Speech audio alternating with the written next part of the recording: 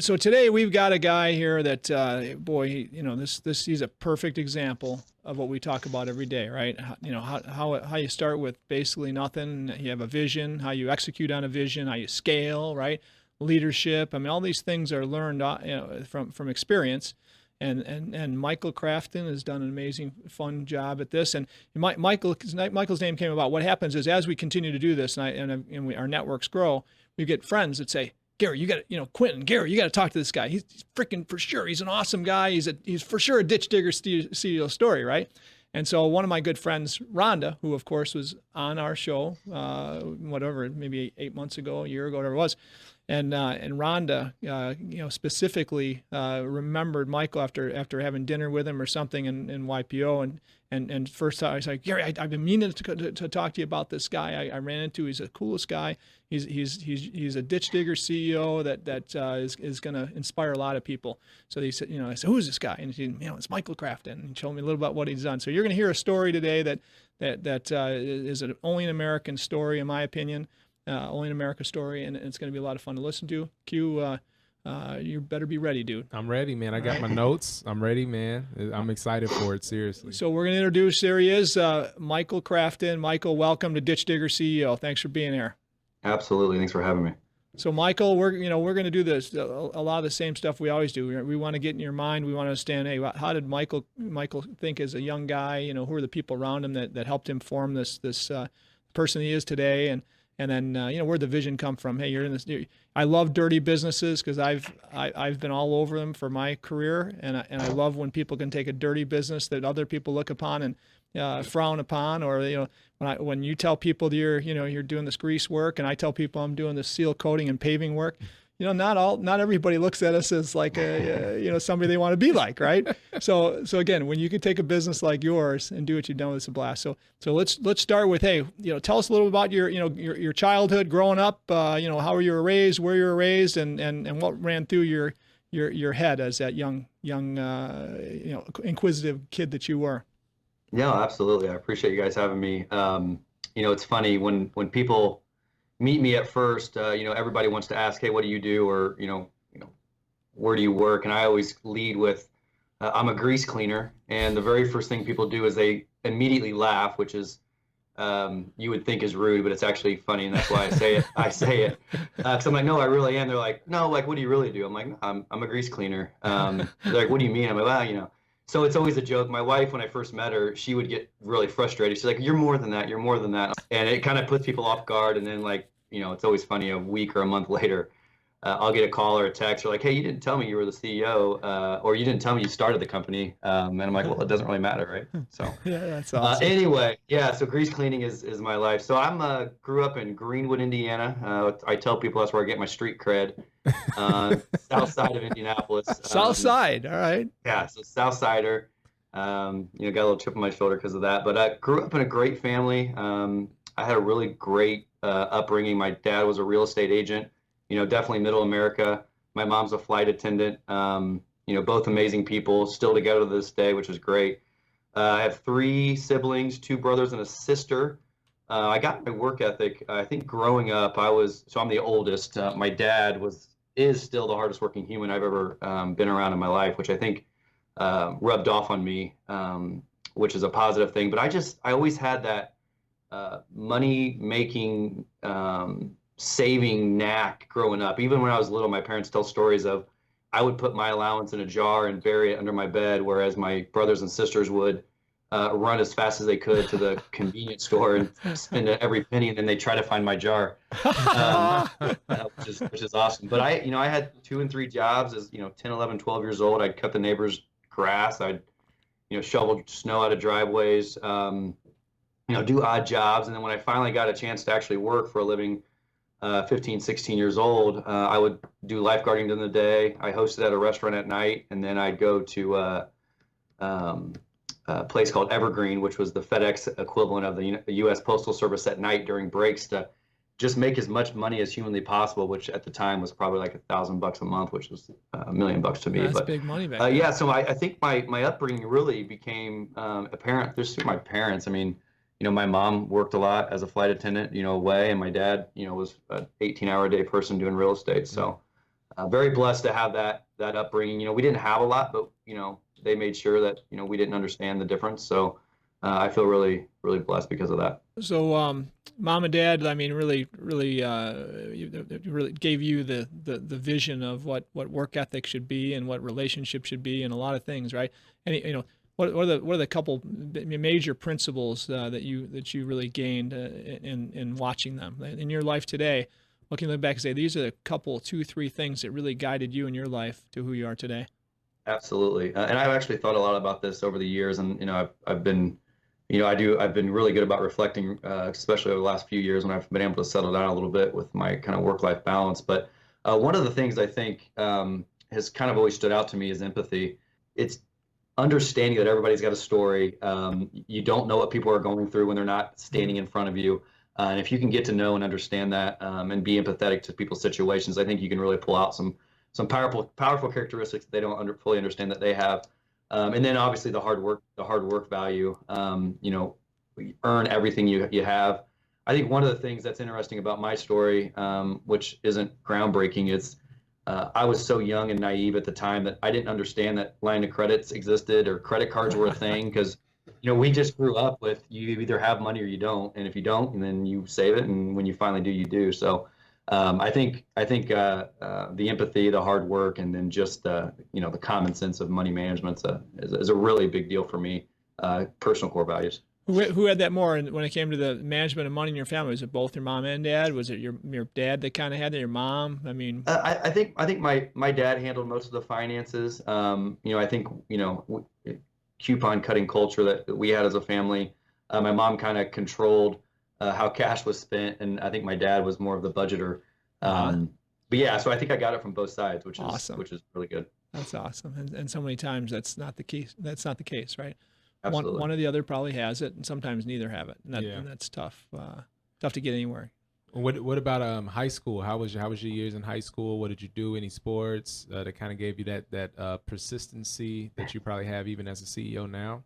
Yeah, absolutely. So I'm very blessed. I get to tell my story to lots of people that I don't want to understand why people want to hear it, but I love it. And one of the key points of my story early on was I was very, very lucky and blessed to have a really great high school experience. So I played. On my senior year program I played football.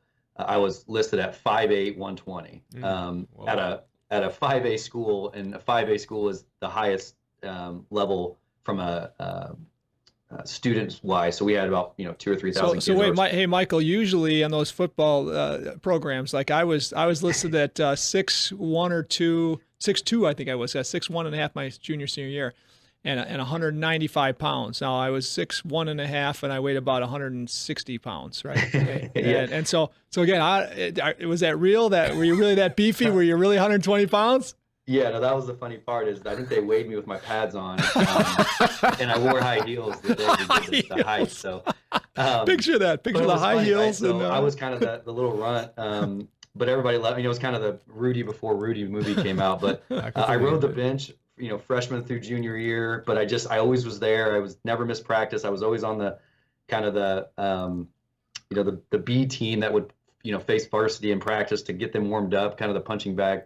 But I just stuck with it and, worked really, really hard and, focused on it all 3 years, and was very fortunate to earn a starting spot my senior year.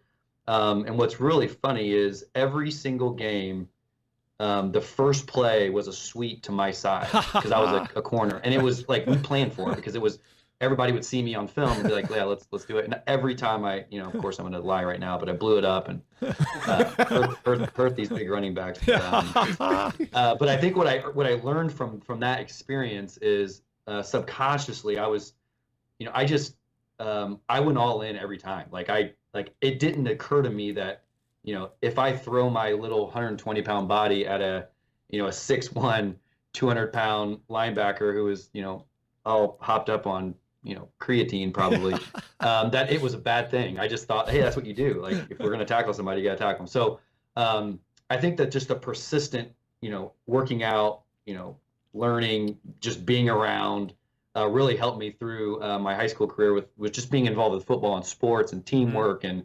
camaraderie and just getting to know, what roles people should have and should not have, was really big. And then that actually translated, and I know I'm jumping around, but so that actually translated into college. So I never missed one class in college, and that's a real fact. But I wasn't a good studier, and I think that because of my football, I never missed practice, and I worked hard, but I never once looked at a playbook either. You know what I mean? So I think that kind of translated through. Is as long as you put in the work and you're there, you can learn just as much as if you don't go and study your butt off the day before a test. Right. Well, I've always been told that 80% of success is just about showing up, and it kind of shows it exactly in what you just said. That's pretty cool, man. Obviously, maybe not necessarily getting hit like you said you were, but the aspect of going all in at wherever you're at is pretty cool, especially showing up. That's what's up. Yeah, showing up and adding some passion, and That's that's a big part of it, success. Right? Yeah, absolutely, man. So and I think it was a rallying cry too for, this little guy is hurting people. Think back. You give it up for coaches and those people around you that inspired you to work hard, inspired you to, hey, keep working hard, dude. You may not be the biggest guy, but there's a potential. You got a spot in this team, right? And those that continue to keep you focused and inspired, and how that translated today and who you are, right? I mean, for me, I've got that story, right? I got a football coach who's my buddy still today that made me the captain of the team, and when he shouldn't have probably, and had more confidence in me than anybody did, right? And I had a wrestling coach, same thing, made me the captain of the wrestling team, and shouldn't have, wasn't the best wrestler. I worked hard and I was, pretty decent. But bottom line is that confidence they put in me was like, wow, they made me so much better. So how can I do that, right? How can we do that as we grow businesses, inspire other people to be way better than they would be without us, right? If we weren't there, would they be the same? If so, we're not doing a job. And a great coach, a great teacher, right, inspires kids to be way better than they'd be the rest of their lives if they do a great job, right? And so how do you translate that? I mean, to business in the future, right? I mean, it had to play a role what got you where you are today. Absolutely. Fun stuff. So high school, then after high school, then you went on. Did you go to college? What happened? Yeah, so I went to Indiana you said you went University. to college. Yeah, I went to Indiana University. I had a really great college experience. Again, I think a lot of it is my personality, just kind of happy-go-lucky. But yeah, I went to IU, and then I moved north back up to Indianapolis shortly after college. You talked about the friend group association. How huge is association, especially now when it comes to business? It's critical. Again, you never know. So my thing is especially with our people, and really my kids that are young, but with me, it's you just never know when you're going to cross paths with anybody the rest of your life. And there are people that I'll see that I haven't seen for 20 years, and I really wasn't friends with them in college or really any time throughout our career, that they were like, they just feel like they can talk to me or they know me because of just the short interactions I had of, and how genuine I was to look them in the eye and actually have those conversations, as opposed to kind of walk right by them.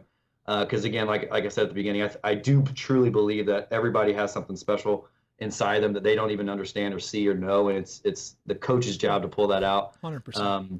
But I kind of fought the notion of it's who you know, then you can just work your butt off. And when I got into the real world and my first job out of college, I didn't understand why some of the leaders of the company I worked at were where they were. I was like, why? I mean, I can do that. Like, why did they get lucky and just get picked? And it, what it came down to is, somebody knew somebody who knew somebody who knew somebody who introduced them and got them the job there, which was always kind of frustrating. But as I've gotten older, I can tell you story after story of, things I did at the beginning of our business that translated 15 years later into some of the biggest contracts in the country that we have because of something small that I did, 15 years ago for a customer who moved his way up throughout the organization that they were in. That's kind of pulled us every time they've moved. So it's your network is very, very important, and they don't have to be close best friends that stand up in your wedding to be considered part of your close network. It's just if they can remember your passion and empathy, I think it actually goes a long way over time. Well, yeah, and that's definitely absolutely something you got from your dad, and it is such an awesome trait to have, right? And if you love people and you're really interested in finding out about their story, there's so many things that you'll find out from people that the waiter, the waitress, the whoever, right? Whoever you run into in your life, the guy you run into at the bus stop, whatever it is, right? If you just ask questions and you'll hear stories that'll like, wow, that's really cool. That there's something in that person that you'd like to even dig deeper on, right? You exchange numbers and maybe have more conversations later, but it's so much fun, right? To learn the story of every individual person you run into. It's not impossible, right? But when you can do it, it's awesome. And if it's just a 2-minute conversation to show that you care, people remember that, right? Especially as you get to be a success, more and more of a success story. People are like, whoa, that's that dude, Michael Crafton. Hey, man, that guy's like, treated me like a brother, man. That was awesome. For 2 minutes, I talked to him. And it could be somebody that's getting in business himself today and says, wow, that's what I want to be like, right? And now you've inspired somebody over a couple-minute conversation to be different and to think differently. So that's just so much fun to think about how many people you inspire and how many people you run into that are different, a little bit different, because you or remember you as, wow, that guy's like a buddy to me. I only talked to him for 3 minutes, but boy, I got a lot out of it, and he was such a cool dude. So that's awesome. And how fun is in life as you continue on in life and you get a little bit of success and you can inspire more and more people and think about what are you going to do to change the world instead of what am I going to do to feed my family, right? Yeah, absolutely. It's powerful. It's very powerful. Fun stuff. So let's start on that business. Your business story. Right? Was this right out of college? Tell us about the grease business and how it began. Yeah, so it's a great story, and I promise it's all true. I always have to start this story with hand to God, it's true, because it although I think it's comical and I make it sound real fun and interesting and exciting, but as you know, and I'm assuming most of the listeners know, it was a horrific experience while you're living it, right? So it's fun to look back, and I'm glad I can. So when I graduated college in 2003, and if you remember that time frame, it was right after the Enron WorldCom fiasco, the internet bubble burst for the first time. People that were above me in my friend group at college were getting multiple offers. They were getting flown around in private jets, signing bonuses. They were getting these big, awesome corporate jobs because there was so much fruit on the tree. And then when the Enron WorldCom happened and the bubble burst, and then everything kind of slowed down in 02, 03, there weren't a lot of jobs for us coming out of college. So I was very, very fortunate. I got a job offer making $27,000 a year for a company called Cintas, which I know you probably heard of. Sure. Fortune 500 company, largest in its industry, great story as a business, selling floor mats and shop towels. Cintas has grown significantly since then, but my job was just literally sell shop towels to auto repair places and floor mats to anybody that would buy them. And one of the things that I learned from that experience, and I tell anybody that will listen, I am who I am because of my Cintas experience. And I've been able to keep in touch with some of my managers and mentors from Cintas. But one of the things I tell people is they put me through a remarkably extensive and expensive training program when I started there. That was a proven multi-million-dollar investment for them over time to learn the principles, the methods, the systems, the disciplines on what makes you successful. And one of the things that I love talking about is when I was at Cintas, I was a young, naive, 22, 23-year-old kid who didn't know anything else but to follow the rules, show up to the training, do what they told me. So I literally did exactly what they said. I made 100 calls twice a week. I turned my paperwork in on time on Mondays. I did 7 stop-bys a day. I presented 3 proposals a day. And from that, I was selling so much business and exceeding my quota because I was doing what they had proven to do over 50 years, that some of the experienced reps were struggling and they didn't understand what I was doing different. And I just kept saying, like, I'm just doing what they taught us in class. I don't understand. What happened with that is I got real antsy and I was working 20 hours a week. I was sandbagging months of sales, which that's obviously not a good thing to do because I wasn't incentivized to turn anything in. I just was incentivized to hit my quota as a new trainee. Right. Yeah. So I was I was $27K a year in 2003, which was a lot of money to me at the time, but not a lot of money when you think about it. And I spent every nickel. I was, paycheck to paycheck, single. We were going out to the bars, 8 nights a week, trying to, meet as many females as possible. So I didn't really have any money. And what happened? So the legend is, and the true story is a friend of mine. We were out on a Tuesday night, and it's important to know that I was out on a Tuesday night, um, and we had had a few too many waters, and we both promised each other that we were going to quit our job and we were going to start a business. And we didn't know what we were going to start, but we were going to start this great business. So we, bro hugged and we pricked our fingers and spit in our hand. We did this promise to each other, and we left. Well, the next morning, groggy and foggy, I walked into my office. I turned in the largest sales week in the Midwest for Cintas ever, and I quit that very second. Oh, wow. And my boss thought I was kidding. He's like, haha, great job, last week, because it was week to week quotas at the time.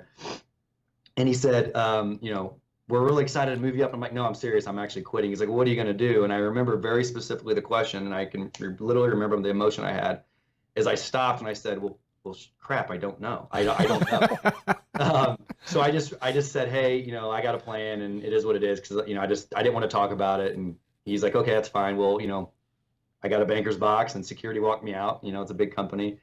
And I got to my car, and I pulled out my little tiny flip phone, because this was pre-smartphone, and I called my buddy and I said, hey man, I did it. I quit my job. Let's do this. And he literally said, and I won't say the real word, but he said, you got to be effing kidding me. He's like, I thought we were kidding. We've been drinking water. And I was like, yeah. I was like, no. Awesome. So I had a split second reaction of, should I walk back in and say, just kidding? Or do I just suck it up and go do it? At the time, I literally had $800 in the checking account. I was renting at the time, so I didn't have a mortgage, and my car was 100 years old, as we all had back then. And I went to a little library called the Glendale Rott Library, which is still there. At the time, it was a rougher neighborhood, but back then you had to wait in line for computers, because Wi-Fi again wasn't a thing yet either, and laptops were 10 grand. So I waited in line for a computer. Long story short, I finally got to a computer. I started searching businesses to start, and copies were 10 cents a page. So I went through all these businesses, and the real story is they were all like 50, 100 pages long. And I found this 4-page paper on how to clean grease out of kitchens for money. So I printed that off, cost me 40 cents. I took it to the local gym, and I got on the treadmill, and I read that over and over for probably an hour. And I knew that once I got off, I'd have to do something, because I didn't have money to literally make rent the next month. Wow. So I took my $100. I spent $200 on a pressure washer from Craigslist, which is what the paper told me to do. I went to Walmart and bought a flimsy trash can. I went to Lowe's and bought some plastic and some chemical, and I just started driving around asking people if I could clean their grease hoods, and the rest is history. So Michael, listen, that was amazing, man. The one thing I think that it shows, because you're just really good at following the game plan. Like, you're really good at whatever it says, do it, but do it to the nth degree. My next question, though, is what is in the water that you all were drinking in order for you to go and do that? Cause yeah. Oh man. It was good water. I'll tell you that. The funny part about the story is, and you probably get it, but the reason Tuesday night was important, because you should never go out and drink water on Tuesday night, but it happened to be like penny water night. So it was even funner. So it was really great water. And the cool thing about that is that I think a lot of people don't embrace or have gratitude for that job they're in when it's working for a big company. Yeah. And I look at McDonald's. I think, boy, kids should be able to get jobs at McDonald's if they want it for $4 an hour, $3 an hour. A young kid that doesn't have a job that wants the experience, and because the experience of McDonald's, just like any franchise, successful franchise system, just like Quintas had that training and that process driven systems that are proven to work, that a kid could learn from, just like you did. And boy, I tell you, that's so invaluable, and people don't see it, right? You mean Cintas, right? Cintas? Did I say Cintas? Well, you put me and Intas together, which is Quintas. Oh yeah, there's a Quin something. Okay, Cintas. Yeah. So either way, and I do know Cintas. They're a great company. They're huge now. But either way, like I said, the lessons in that business, the standard operating procedures that you learn from, right, are something I'm guessing you carry on in your own way today. Here's what we do. Here's the job. Here's how many calls you make. Here's how many jobs we expect you to do today. So the metrics that you learn there are so important to success in business. And I didn't get that initially, the metrics and how we have to manage metrics like I do today. But you got it in earlier time because the experience there. So that's awesome. Yeah, absolutely. I appreciate that. Yeah. So it's funny.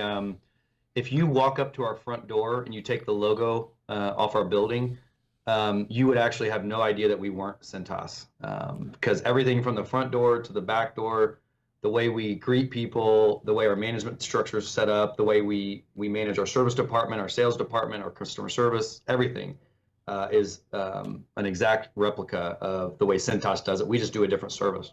That's what's up. That's awesome. So go in, and so you was driving around, getting trying to get sales. What happened after? How did that happen? Your first sale? How did you go about it? The hard knocks, the bootstrapping part. This is what everybody wants to know. So I'm guessing cute. He bought like a brand new Escalade or something somehow. Yeah, right. Absolutely. He had to get a nice vehicle for himself. He's a businessman now, so I'm sure he did it up. I'm sure he had to dress up to the nines, right? Expensive clothes, right? So tell us about that, how that looked, because we really want to know that. Yeah, absolutely. It's funny. So one of my, I do a series on, it's called Act As If. You have to act as if you're the best. You have to act as if you're bigger than you are, just so you can kind of start living and feeling and breathing that life. And I've done some really great philanthropy work around that Act As If statement. But at the time, so Cintas taught me that, dark suit, white shirt, red or blue tie.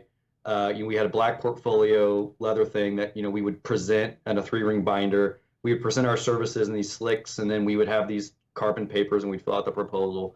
So when I first started the hood cleaning business, that's actually what I did. I would show up in the back of kitchens, full suit, oversized suit from Men's Warehouse's clearance rack.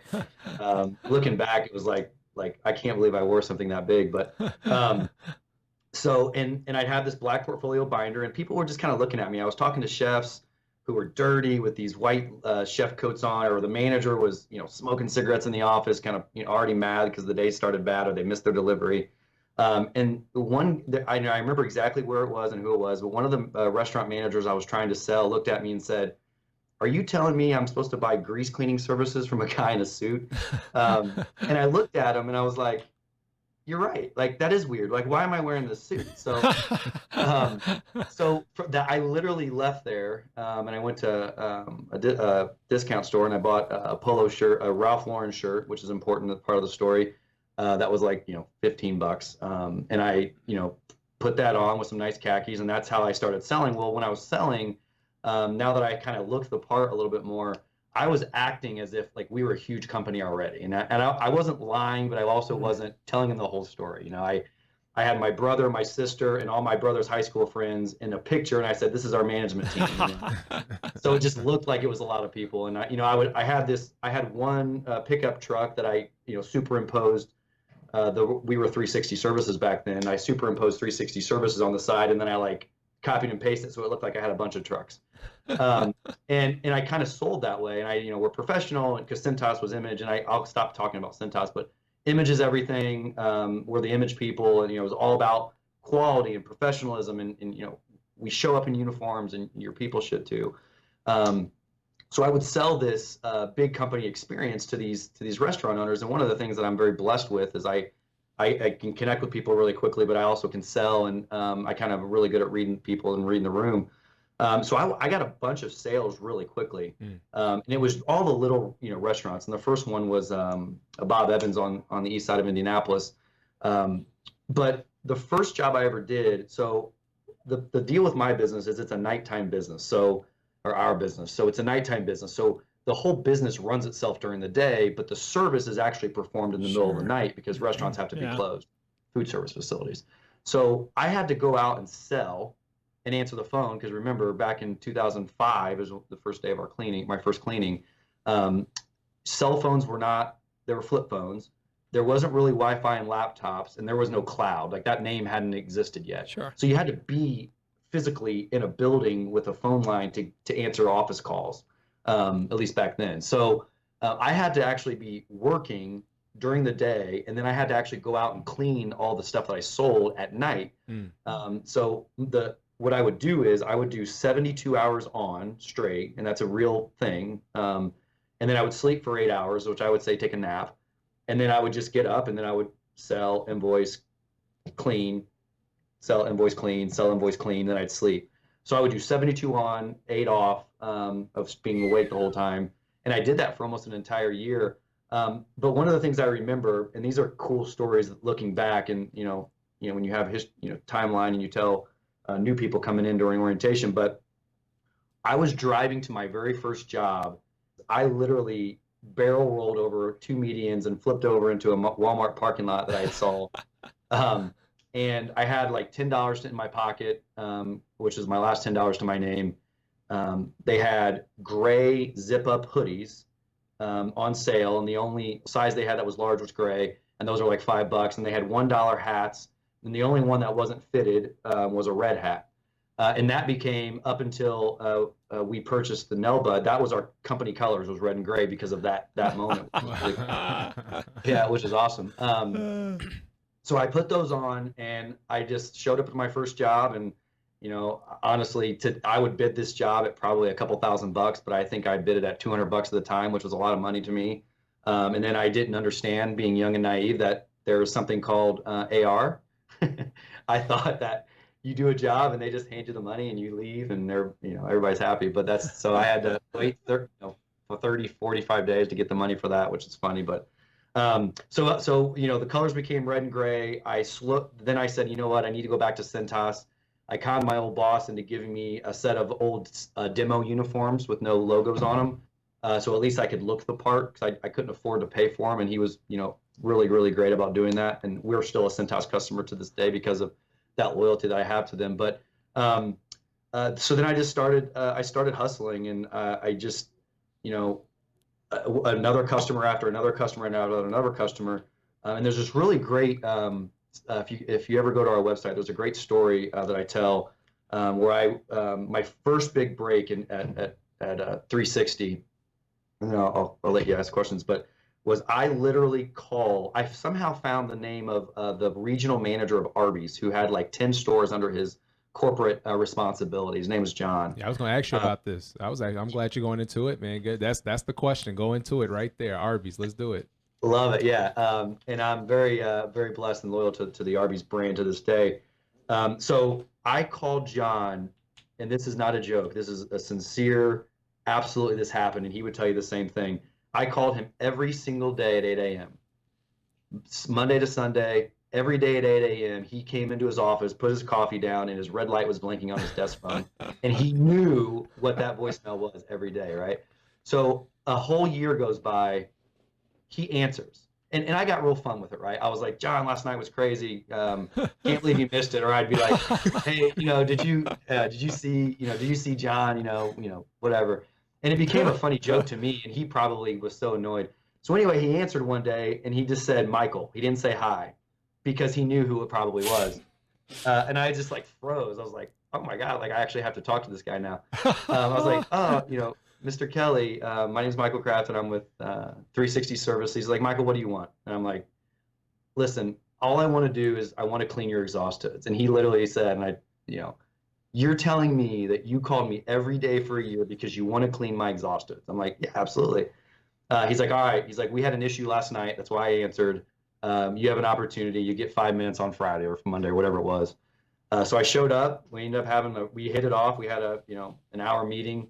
I got his 10 stores, which translated into his counterparts, other 30 stores. So we had 40 stores right off the bat for Arby's. It was a great customer. I used to clean them myself. The really great thing about treating people with respect, and John and I, we worked really good together and throughout those years. But John, who, was at my wedding, very close friend, he has worked his way up and he's now the COO of Arby's corporate nation or worldwide, Wow. which is awesome. And he's kept pulling me to every market he's taken over, and we don't, which is awesome. And we're really good friends to this day. And some of the people that he's worked with and has worked for him have gone on to bigger and better things, and they've pulled us into their accounts, which is awesome. So yeah, that's the Arby's story. It's true.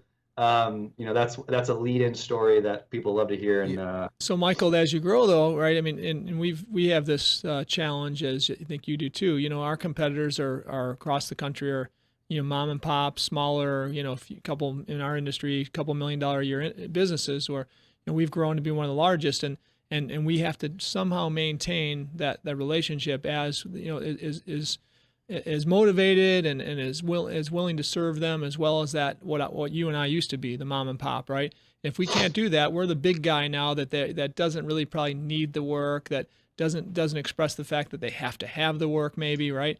What do you do to make sure that those relationships continue to grow just as strong as the ones you built in the future as you get bigger and bigger? Not to be looked upon as the giant, that really doesn't need the business as much as that little mom and pop that's just in their neighborhood, right?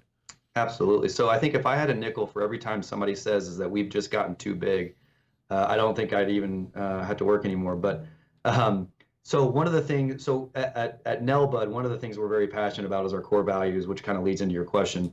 And our core values are called chapters. And the chapters concept is basically you get to rewrite the next chapter of your book every day. No matter how bad the story was the day before, you get to rewrite that chapter the next day. And each letter is obviously a word that you can relate to everything you do. And we relate it to everything we do internally. But so the chapters concept is how we manage the way people interact with each other. They interact and deal with their personal life and professional life, but also they treat and how they deal with our customers and the relationships that they're building. But they also have a great example. So actually all of our senior leadership team kind of have bought into the philosophy that I kind of started the business with, because it works. It's no different than Cintas. You can't deny that what we've built over time has not worked. So there's no reason to fight it. It's not a situation where you don't know what we're going through. Well, actually I do. And you don't even know what, we went through to get to where you have the opportunity to even say that. So I think the whole leading by example is a big deal, but we look at every single customer as its own thing, right? So, every office that we have across the country, and we have 20 now, every manager of those offices, every assistant manager of those offices, they're running their own little business. And we teach them that, the barbecue shack across the street is equally as important as the corporate campus that's 10 times more in revenue, because you never know when that restaurant's going to franchise and multiply, and you just never know, or you never know when you're going to need a favor. So the hardest part for us is pushing that culture out to the mass, and I think that's what you're saying.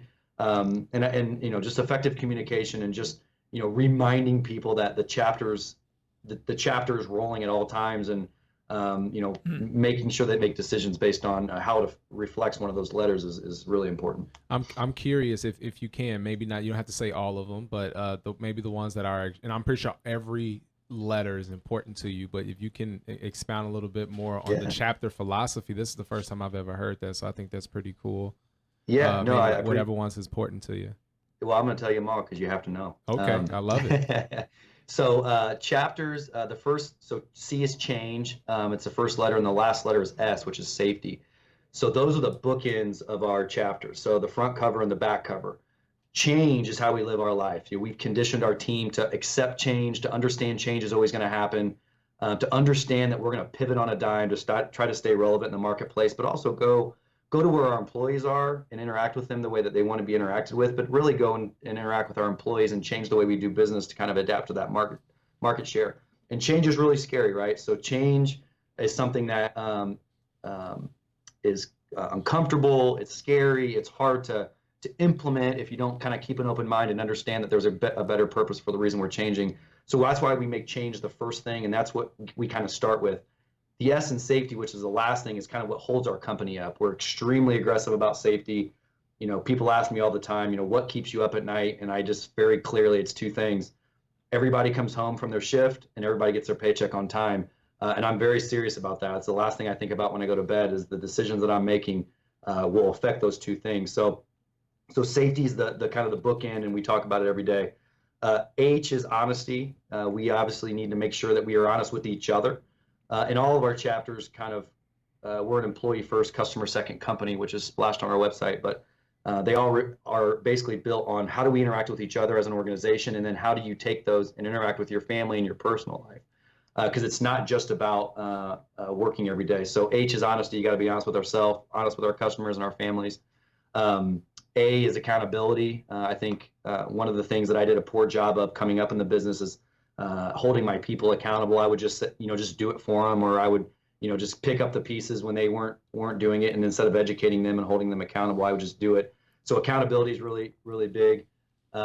P is pride. We bleed blue and gray. We're blue and gray now, and we want to be very proud of the organization that we work for. We want people to talk about how great Nelbud is, and we want them to, some of our people come from really dark blue collar areas, and they wear their company uniform jacket to dinner. I mean, some of their uniform pants are what they wear out every day, and we want them to be proud that they're wearing something that they believe in, and people ask them about it. So P is pride. T is teamwork. Obviously, we work together as a team.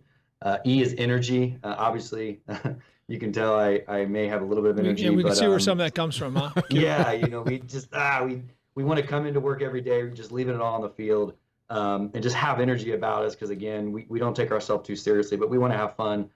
We want to, and people can feel that, and they can hear and see that. R is respect. We obviously respect each other, and that's probably one of the most important ones as well as we do that. And then obviously the S is safety. So every meeting we start off with, anybody have a chapter story? So people will say, last week I'm really excited about the teamwork our accounting team had. We had a collections blitz and we got this. Or, accountability. Our New York City office missed a scheduled appointment, but they made up for it on Friday night when they didn't have a shift. Or safety, we had a near miss that really changed the way we do business. So we go through those every meeting, and people kind of shout out what their chapter stories are.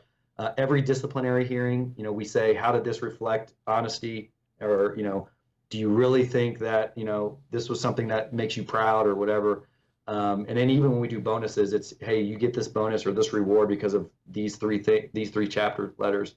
And then we encourage people to translate those into their home life, because they're reciprocal, right? Like there's nothing in there that screams, this is something you do at Nelbud. This is something that screams, this is how you kind of live your life, and this is how you can hopefully be better. And I hope and pray that they're instilling these into their families as well, and they're asking the same questions every day.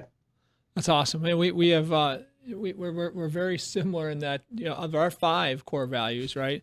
4 of them are you covered right there, right? And the other few you have really encapsulate our other one and our slogan. So it's pretty cool. I mean, and I think over time you kind of figure out who you want to be, and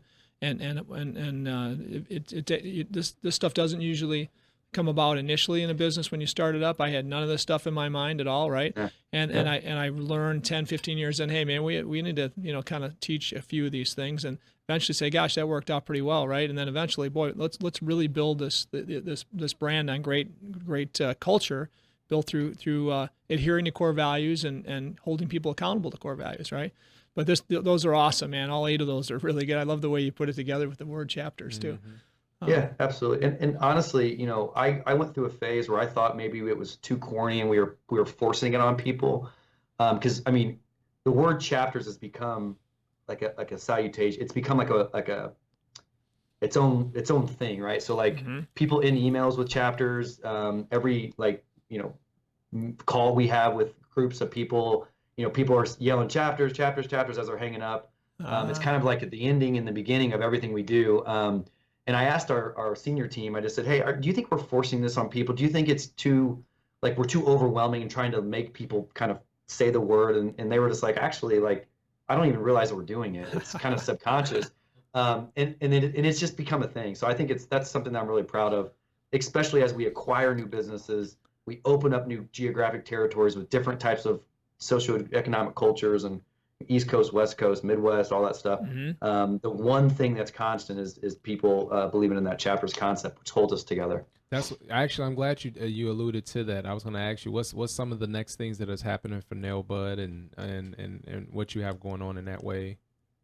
Yeah, so Nelbud, it's got an interesting story. One of the questions I get a lot is where did the Nelbud brand come from? Yeah.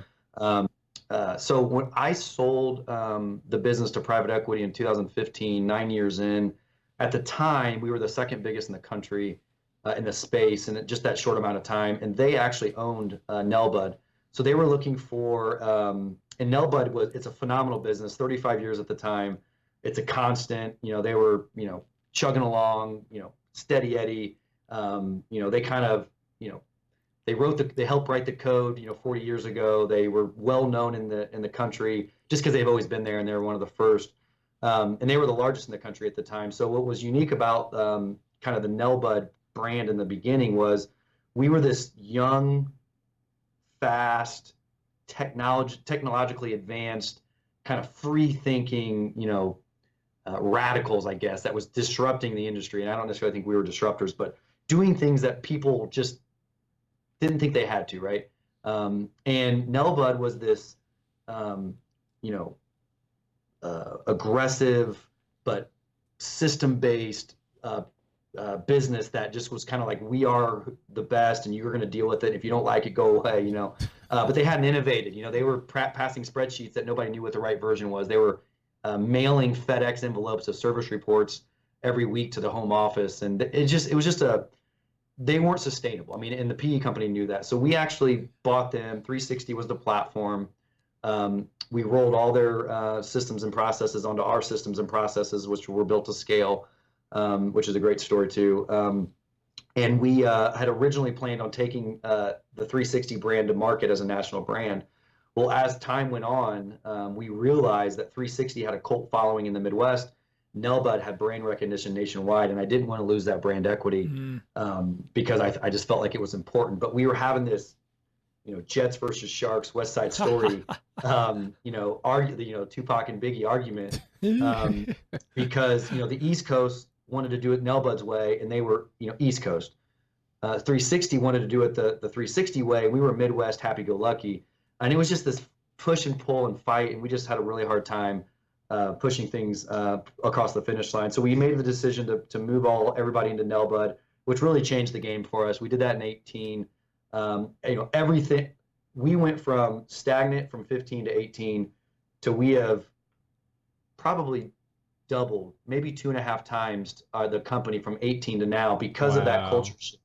Awesome. And that's real. Yeah, exactly. That's a real thing where our people became one family, one company, one brand, one flag, one set of core values, one system, one everything. And I'm really happy that all happened. And then, we bought 4 companies in 18, went through a phenomenal integration. We bought a couple companies in 19. We opened up, 8 offices in the last 2 years. Yeah, which is just remarkable testament to, just believing in, the systems and processes you put in place. So quickly on the chapters, did that help you when it came to? I mean, was it 360 that had the chapters, or was it Nelbud, or was it after that came about that you said let's get consistent? Yeah. So I probably shouldn't tell this story because then I'm gonna let some secrets out to my people that listen. But so chapters was a thing afterwards, and what happened was I was on an airplane and there was a bunch of squabbling happening that I was hearing about from my COO between managers and people not complying with some of the change that we had implemented. So I was just scribbling on a piece of paper, and I had a meeting right when I landed. I had a meeting with the group to kind of calm the waters, and I had just said, I don't understand what's the problem. Are you guys not following our core values? And we technically didn't have core values. And I was like, well, let me remind you what those are. And I just, first thing I thought of was I wrote down a bunch of words, and I kind of did how do I make those mean something? And that's how our chapters came up. But the number one problem we had was change, because I wanted to move them onto our systems, and they just were fighting it every step of the way. So that's how the chapters thing came about. And the first 3 years and why we struggled with anything was everybody was like pulling and pushing and butting heads. But I think that once we introduced the whole chapters thing and made it sound like that's how we've always done it, people were just like, okay, yeah, you're right. We need to understand that change is necessary. We need to understand that, we need to hold ourselves accountable, and all those things happen. We need to be proud that we're a part of this big company. And that really kind of helped us take off. That's cool. That's cool. And I think many of us, as you did early on, and I did, I think many of us undervalue the kind of that really makes a difference, right? Because we do look at it as, it's kind of corny. The big guys use that stuff, the core values and all that, but kind of corny, and that's not who we are, right? Now, when you think of the future, I mean, you've been a visionary here along, and you've got to continue to be a visionary to lead the ship. Where do you see this going? Where do you see Nelbud going 5 years down the line, 10 years down the line? And how have you differentiated in the past, and where are you going to differentiate in the future so you can continue your growth? Absolutely. So Nelbud is known for its technology. So one of the things that I did really early on as a frustration point for, I wanted to instantly communicate with my customers. I wanted to be able to be out in the field and look something up, which again, you couldn't do back then. So I started investing in the cloud, which wasn't a cloud. And again, I'm not a pioneer because, I didn't build the systems, but, we bought into a little tiny company called NetSuite, owned by Oracle, which is now the largest ERP in the world, 15 years ago when I couldn't afford it, but I knew I needed to scale. We invested in Salesforce before it was truly cloud-based, and we helped build a service platform that is now something that almost every company uses in our industry, which is great. So I think for me to continue to innovate, and what Nelbud has coming down the pike is how we go to market and pull our service lines into all these different customer bases and find out how do we stay in our lane and what we're good at, but also provide value to the customers. So right now, and we've gone through a lot of iterations over the last 3 or 4 years of trying to do things that we're not good at, and we've realized that. And I think trial and error is a big deal, but we are really good at proactive, compliance-based services. And what that means is we pre-schedule required by law services for our customer base. Now, we have tried things that are reactionary, like HVAC, food equipment repair, snow removal, all these different service lines that were reactionary, and we just aren't that great at it. So we drew a line in the sand a few years ago and said, we're going to market, we're going to be known as the life safety compliance people, and we're going to do a really good job. And how do we do that and provide value? And one of the things that we do to provide value, and I think we're constantly innovating and updating that process and procedures, was through technology. And one of the things I said earlier is you got to go where people are and you got to communicate with them effectively. So everything we do now is in real time. We've innovated to a point where, we can, if we're on this podcast, we can watch a cleaning happen in Las Vegas, assuming that the crews are working. So can our customers, so can, a fire marshal if they really wanted to, because we aren't trying to hide anything. So that's one of the innovations that we've kind of put forth, and we're kind of about 3 to 4 years ahead of the market. We know people will catch up, and that's fine. But by the time they catch up, we'll have innovated something else. We changed the way all of our trucks were laid out, which was a multi-million-dollar investment last year, but it saved us 22 minutes of cleaning. The wear and tear of our employees' bodies was dramatically reduced because they weren't stepping up and down these big tailgates. But we did it because we knew that we needed to go to where the people are and make them more comfortable and happy, and it was worth the investment. And it's changed tenfold. So for Nelbud, as we continue to grow geographically, our vision was everything east of the Mississippi up until the end of 2021. Then we're going to start pulling our Vegas office closer by going west of the Mississippi. But we just need to continue to cover our geographic base. But in order to do that, we need to make sure we innovate to a level from a technology perspective, but also how our people interact with the equipment to help make that more efficient so our customers can feel and see it so they can't leave. So you mentioned something that I struggle with, right? When you're an entrepreneur, staying in the lane is something that I need to keep cracking myself in the head over again. Stay in your lane, stay in your lane. But because you're an innovator, and I believe we are as well. You're innovating. You're constantly seeking out great technology and innovation. So you come up with 10 ideas a week or whatever it might be.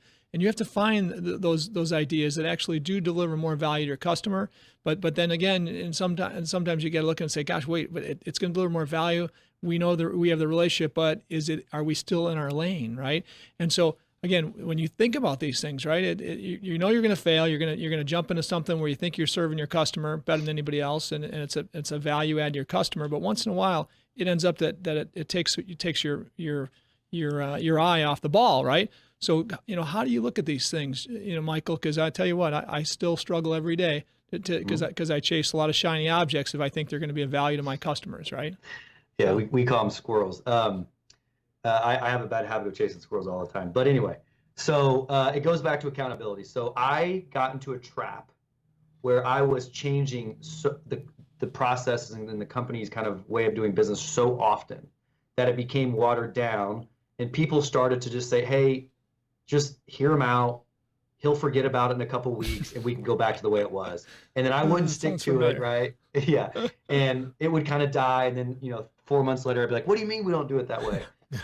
So what I learned through that process is instead of shooting for the hip and thinking that everybody works the way I do and sees the vision the way I do, I need to be more methodical, test it, create a committee that will have a little sample set from a technology perspective and a change perspective.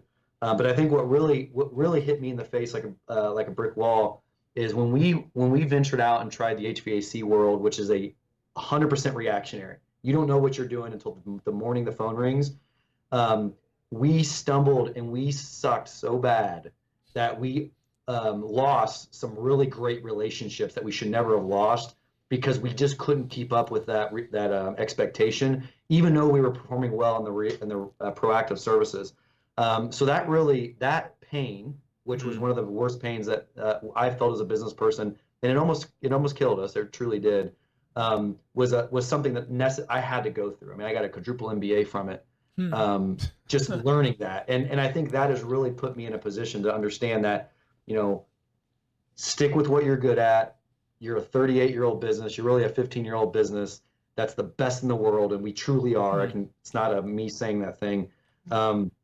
And people know it. So give them what they want, and don't let them get it. Don't give them an opportunity to be mad at you. Sure. And I do find as our relationships of trust are stronger and stronger as we move on, right? You can bring customers new ideas, new products, maybe in an open and honest atmosphere where, hey, gosh, here's something we want to try to serve you with. We're gonna fall on the sword if it doesn't work out. But boy, we think it could add value. Would you share in this exploration with us? And today we've got customers that do that very, almost any time we ask them to. So we got to focus on that instead of saying, hey man, we want to make money with this business. We can, we can make a ton of money with it in a short period of time. You can't even worry about the money. You got to say, are you serving your customer better than anybody else? And if so, those trusted customers will let you come in and value, pitch that value proposition. And often say, hey, yeah, come on in, do it, and we know you're going to fall on the sword if it doesn't work out, and we'll move on if it doesn't, right? So it's kind of those relationships that you have to say, forget about the money. How can you build more trust, more of a value proposition with a new product, and maybe 2 out of 5 of those work out. But if they do work out, they're home runs, and hey, you get a stomach that three out of 5 maybe don't, right? So. Oh, absolutely. And you said the word value, 4 or 5 times during that, and that is so for us, and well, for me, money never mattered, because if we just did what we were supposed to do, we paid our people appropriately, and everybody was having fun, it all worked out. And I didn't know what the word EBITDA meant, and I'm serious. So you make fun of me later until I sold to private equity, and now EBITDA is fake money, but yeah, it is. now that it's a thing, we have people watching over our shoulder, and one of the biggest, most classic stories of my career was I only raised my voice 2 or 3 times in my whole life from a business perspective, and one of those was in a board meeting where they were trying to push budgets down to us, and that didn't sit with me. And I went on this rant about spreadsheets have number, people have faces, you finance guys or girls are or a dime a dozen, and us operators are 1 in a million. So you can either come run the business with your way or let us do it our way, and it'll all work out in the end. Which I truly believe, because we wanted to provide value to our customers, so we had long-term enterprise value, as opposed to make a bunch of money today so they leave you next year during budgeting because they can't afford it. And that's, And that's the thing. So you're exactly right. Right. So I mean, I look. Oh, you got something? Yeah, Go ahead, I was gonna actually ask you because I'm seeing a lot of the stats just for people who probably don't know as much as, and they need to definitely look up this the success that you all have. But like you said, a little alluded to, you 20 locations in 23 states. You have over 30,000 customers, over 100 full-time employees. The one thing that I think is amazing, and you all are a 6-time winner of the top workplace in Indiana. Honestly, Michael, I would love to ask you specifically, what do you think is your greatest achievement? Because those are amazing. Yeah, it's probably to surprise you. I have a hard time talking about personal success, and I sincerely don't think we're successful. I think we got a lot of work to do. We have a lot of work to do, but one of the reasons that I started, and I this is sincere, is because I'm compassionate about people, and everybody's got a story, and I'm so empathetic to those people who didn't have the same opportunities that I had, that came from a bad neighborhood, had a broken home, who were always struggling. They were hungry. People are always messing with them. People are stealing stuff, whatever. I wanted to give them an opportunity to do something great. So 360 kind of started as a loose mission-based company to create really great, sustainable jobs for people that didn't have that opportunity before.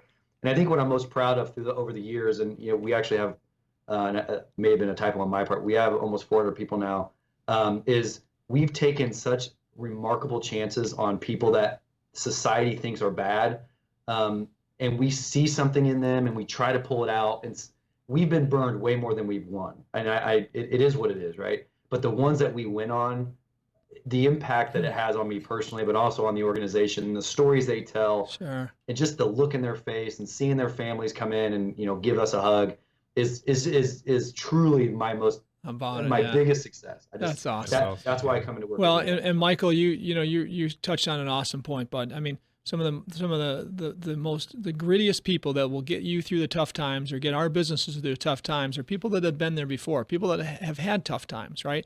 And I think that I know that the grit that I've had in my life has carried me through the toughest times of my life. And boy, some of our best teammates are people that came from tough environments, and those teammates will stick with you through thick and thin. Often, when others that have never been through any tough times will leave you if things are looking a little bad, right? And we've had this over our career a few times where we've been close to broke, right?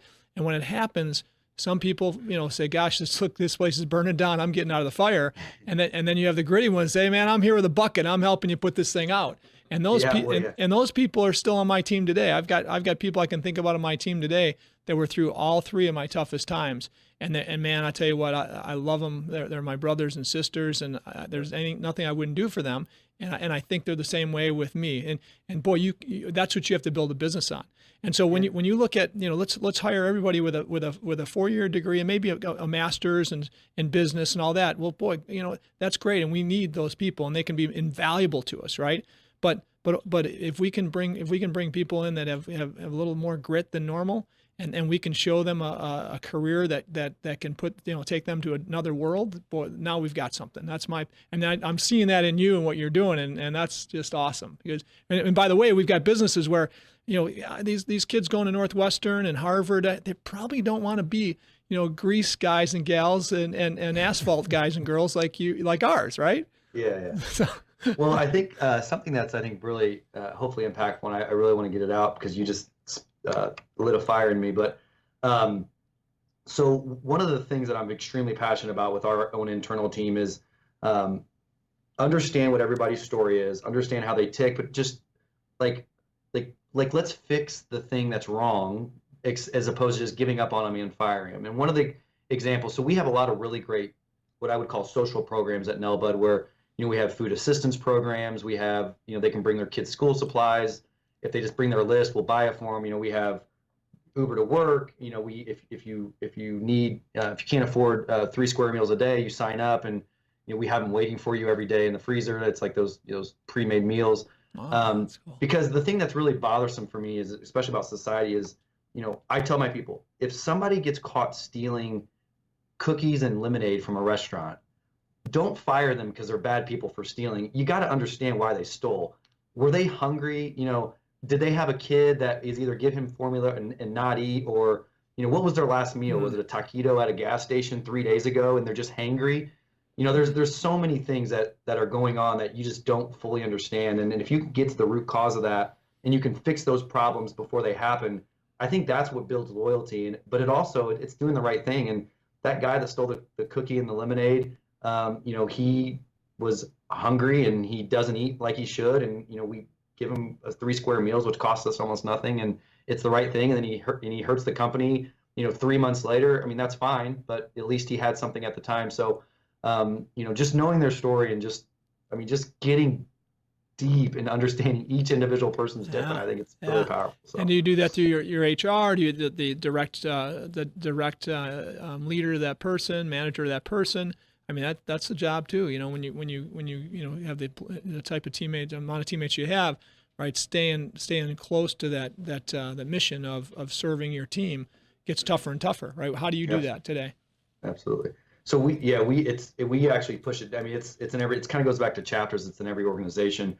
And unfortunately I can't be involved like I used to be in every HR disciplinary hearing or, every, reward or whatever. But I think that over time, people kind of realize and understand that, hey, that is a real thing. You know what I mean? Like let's get to the root cause. So for us, it's HR, it's, directors, regionals, field level managers, but it's also the supervisors that are out there every night, because they're also may have been in the same position before. Sure. But I think that because we're so aggressive about it and so passionate, we eliminate a lot of those things from happening before they start.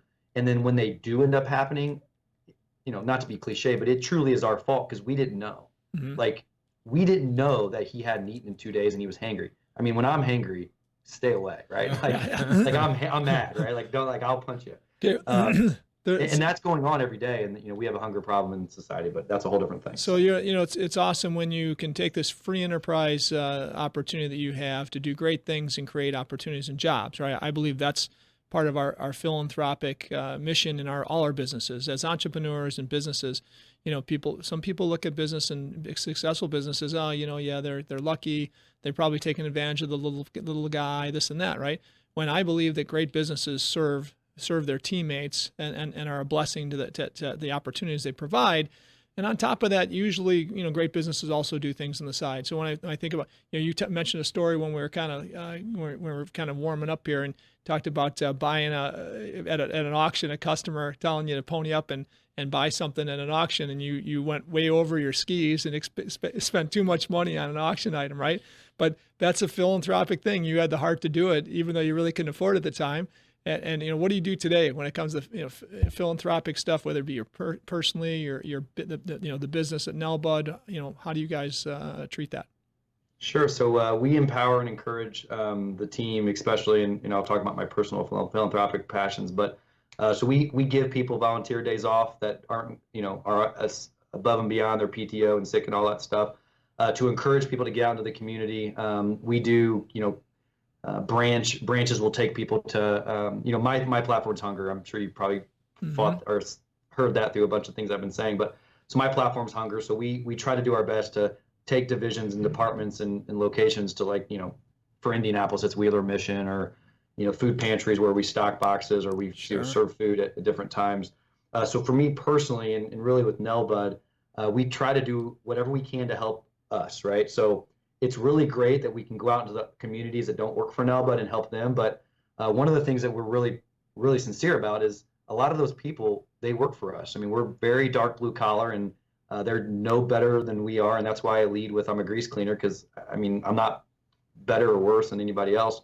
So we have a kind of a cool fund here internally where if you want to wear jeans on Friday, you put $1 in the jar, and then those dollars kind of accumulate over time. And if something really bad happens, we had a employee's house burned down, or their husband was in a really bad car wreck, or their kid needed surgery, we'll take all the money out of the jar, which ends up being a few $1,000 at the time, and we'll kind of donate to them, and then we'll do a drive, and we do our best philanthropically internally, because we need to help and protect our own. And at any time we have extra, or any time we have things left over, then we'll translate that out into the community. But I think the general rule for us is try your best to make sure people are eating properly, because it translates into, I mean, school lunches and I mean, Sure, like sure, sure. you got to eat so you can concentrate.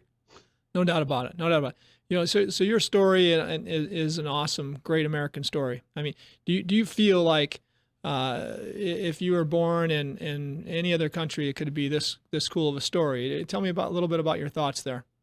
I think no. So I'm going to say no, but I also believe that everything happens for a reason. I was very blessed early on in my life, and maybe that would have happened if I was born in Eastern Europe or somewhere else. But I was very blessed early on to understand my purpose, which I think there's people that are still looking. But my purpose, I believe, is just to help people. So whether or not I got that by following my parents, whether or not I got that as a God-given talent, I don't know. But I just know that I'm supposed to help people and lead people to do better things. And I think I've naturally, without trying, I've kind of done that throughout my career. But yeah, I mean, I think even the people, some of our managers, they adopted, didn't graduate high school, had a run-in with the law at least once, are recovering addicts, and they didn't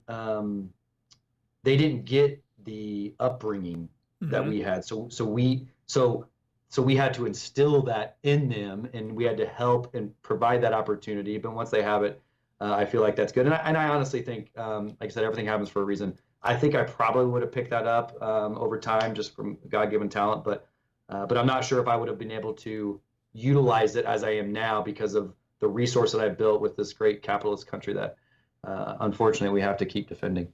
Yeah, exactly.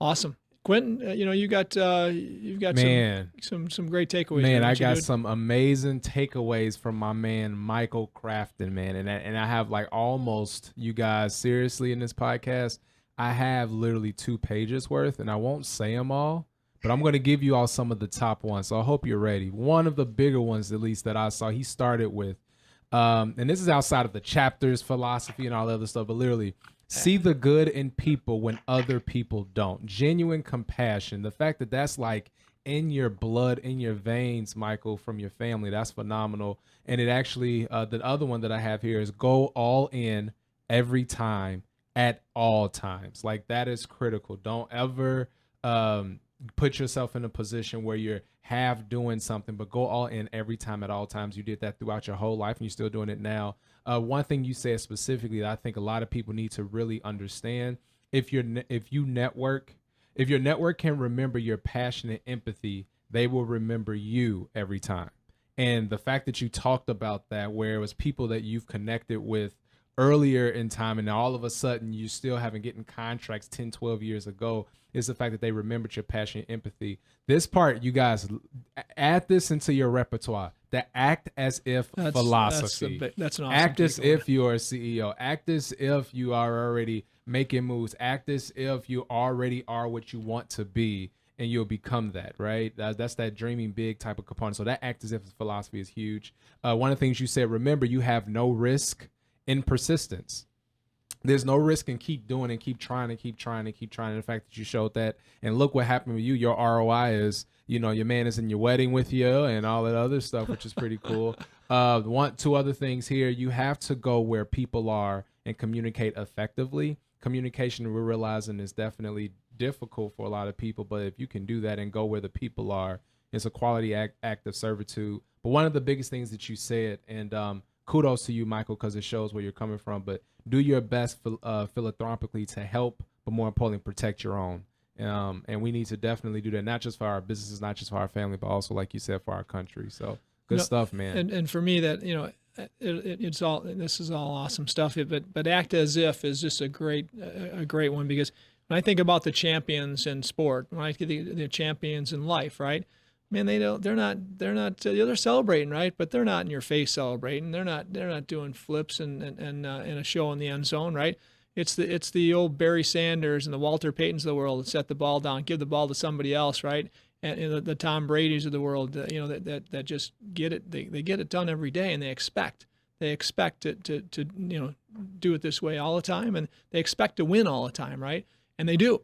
But compared to, celebrating, that 2% of the time you have success, and 98% of the time your head's down, right? So I love that act as if. That's a big takeaway I'm taking with me. You forgot one extra person, the Michael Craftons of the world. No, You definitely gotta add that in there. You can't put Tom Brady in. Yeah, you're right. Michael Crafton's. Please don't bring him up. You look at so many things in your life that I call unfair advantages, right? And you come across these just because you're good at it, and you have a high EI. But the YPO thing and the relationships you've earned there, right, create unfair advantages to the rest of the people that compete with you. When you look at, I talk about my family, my wife, and what an unfair advantage she is, because I can work every single day, bust my butt, and I know she's got all the confidence in the world. If I'm home late, it's for a good reason, and all these things are unfair advantages. I think of all the blessings you have and the unfair advantages you have, and you're growing and you're creating every day. It's cool as can be. Yeah, I appreciate that. Yeah, I'm very, very lucky there. And I want to plug and say that I think I'm the only grease hood cleaner in the whole of YPO worldwide. So that's awesome. There's not a grease hood network in YPO. You're saying? Yeah, geez, yeah, it's me. It's funny. I have meetings and everything. It's awesome. All right. Well, hey man, anything you got? Anything else you got to say, brother? We've taken a lot of your time, and we appreciate your investment in time with us today, because I'm sure you've always inspired a lot of people. We're gonna throw you in front of a lot more, right, Q? Absolutely. Yeah, I appreciate. No, I had a blast. You guys are awesome. I am a researcher by nature, and I listen to almost all your podcasts. And I have to apologize, even though I normally don't apologize for being me. But I think I said significantly more words than you guys did today, which normally isn't happening. Normally you talk more in the podcast, which I was hoping for. You're talking about Gary, right? It's tough to shut me up, but your story is captivating. I'm listening, man. I'm learning. All right. No, I appreciate it. Even though I know you're like 3 or 4 months younger than me, and you should be learning from me a little more. I'm learning. I'm gonna learn more from you. Yeah. No, I appreciate you guys. This has been fantastic. You guys are great. Hey, I look forward to meeting you in person. We have a lot of common friends, and I'll be in that Indianapolis area here and there. I want to meet you in person and get a hug from you. All right. Absolutely, man. And we'll see you all on next time on Ditch Digger CEO. See ya.